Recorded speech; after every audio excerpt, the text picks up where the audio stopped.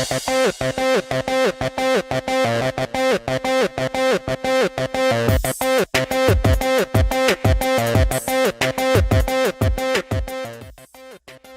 po sa Pinoy Scoop. At ito ang balita ngayon.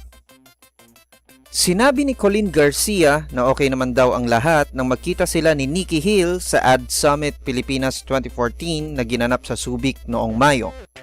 Si Colleen ang kasalukuyang sinusuyo ni Billy Crawford, ang dating boyfriend ni Nikki ng ilang taon. Sinabi rin ni Colleen na maayos naman daw sila ni Nikki sa isa't isa nang magtagpo sila sa naturang event. Pero klinaro niya na hindi sila nabigyan ng tsansang makapag-usap ng pribado.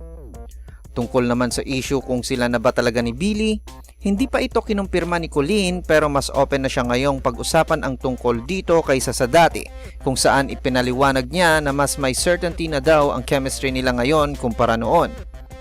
Dagdag pa ni Colleen na kung noon ay hindi sila solid, ngayon naman ay worth fighting for daw si Billy.